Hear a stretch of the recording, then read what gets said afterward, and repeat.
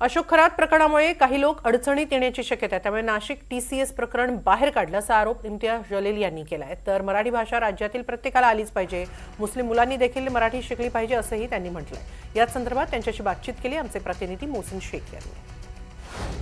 कालपासून एक वक्तव्य चर्चेत आहे ते इम्तियाज जलील यांचं। निदा खान प्रकरणी त्यांनी एक वक्तव्य केलं होतं की नाशिकमधले एका कंपनी आयटी कंपनीतले जो धर्मांतर केल्याचा आरोप झाल्याचं प्रकरण आहे, त्यात निदा खान नावाची एक महिला आहे जिच्यावर आरोप झाला, ती फरार आहे।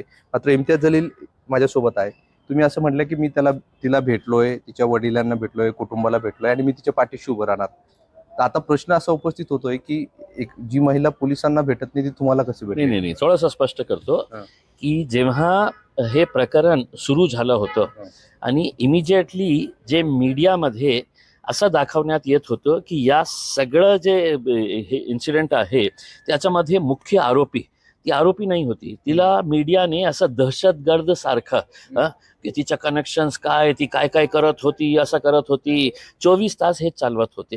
तर त्यावेळी जेव्हा तिच्यावर हे लुकआउट नोटीस किंवा पोलीस तिला अरेस्ट करणार आहे, केस रजिस्टर, त्यावेळी मी तिला बोललो होतो, भेटलो होतो आणि ते सगळं सविस्तर त्याच्याकडे जाणून घेतलं होतं की काय आहे प्रकरण करके। आणि जे गोष्टी त्यांनी मला सांगितली होती ते नंतर टीसीएस कंपनीने ती सांगितली, पण तुम्ही ऐकायला तयार नाही होते। जे संघटन रस्त्यावर आले होते ते ऐकायला तयार नाही होती, पोलीस ऐकायला तयार नाही होती, कारण पोलीस दबावाखाली होती। कोणाच्या? सत्ताधारी पक्षांचे जे चिल्लू पिल्लू संघटना आहे ना, त्यांच्या दबावाखाली होती।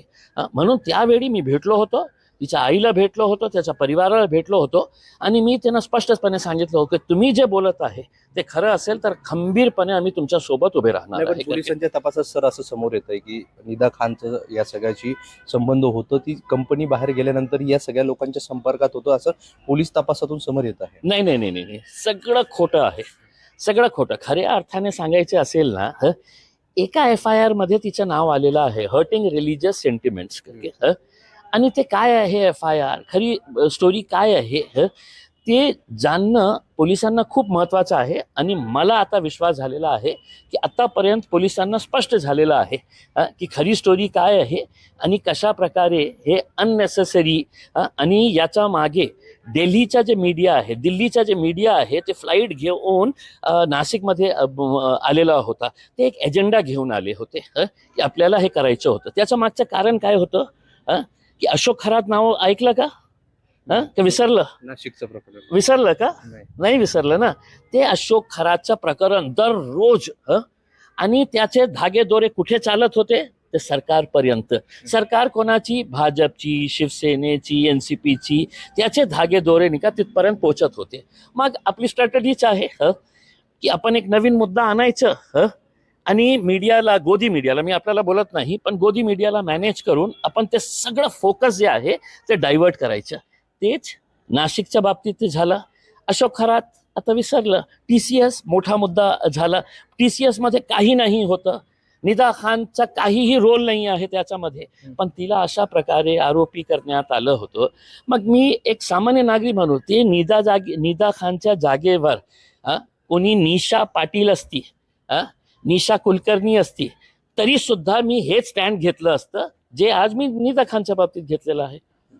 दुसरा एक प्रश्न आहे की मराठी रिक्षा चालकांच्या सक्तीवरून मुद्दा उपस्थित होता। काल तुम्ही देखील स्पष्ट केलं की मुस्लिम समाजाच्या तरुणांना देखील मराठी शिकावं लागेल जर नोकरी करायची असेल। काय तुमची भूमिका आहे? काय हे की ठीक आहे, मी मुस्लिम समाजाच्या बाबतीत बोललो, पण मुंबईमध्ये जे प्रकरण सुरू आहे, जे गुंडगर्दी सुरू आहे, ते कोणावर?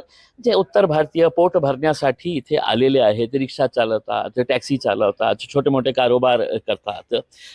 मी समजा या संघटनांच्या लोकांना सांगितलं की बाबा मी 8 दिवसामध्ये तुम्हाला फ्रेंच शिकायला आवश्यक आहे, शिकणार का? शक्य आहे का?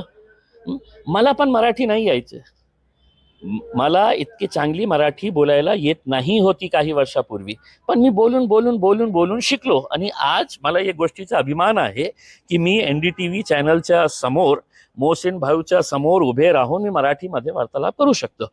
पण हे करताना तुम्ही लोकांवर दबाव टाकणार की तुम्ही नाही शिकलं तर आम्ही थोबाडीत मारेल, अशा जे हे धंदे सुरू आहे ना, आणि असंच दादागिरी सुरू राहिली तर पोलिसांनी या राज्यामध्ये सगळे पोलीस स्टेशन बंद करावे, घरी जाऊन बसावे आणि गृहमंत्र्यांनी सुद्धा आपला राजीनामा देऊन नागपूरमध्ये जाऊन बसावा, हे सांगायचे आहे. मराठी शिकली पाहिजे असं मराठी 200% शिकली पाहिजे. मी इम्तियाज जलील MIMचा आमदार असताना विधानसभेमध्ये हे मागणी केली होती की स्टेट बोर्डमध्ये तर मराठी आहे कंपल्सरी, पण दुसरे जे बोर्ड्स आहेत ते CBSE बोर्ड असू द्या, ICSE बोर्ड असू द्या, तोपर्यंत तिथे तुम्ही जर्मन शिकलं असतं, तुम्हाला जॅपनीज शिकता आलं असतं, पण मराठी नाही. तर मी विधानसभेमध्ये उभे राहून ही मागणी केली होती की या राज्यामध्ये मराठी शिकणं खूप आवश्यक आहे.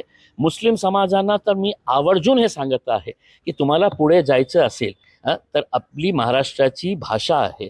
तुम्हाला कॉम्पिटेटिव्ह एक्झाम्समध्ये बसायचं असेल, तुम्हाला काही नोकऱ्या पाहिजे असेल, तर त्याच्यासाठी मराठी येणं खूप आवश्यक आहे. हे जातीचा धर्माचा मुद्दा नाही आहे.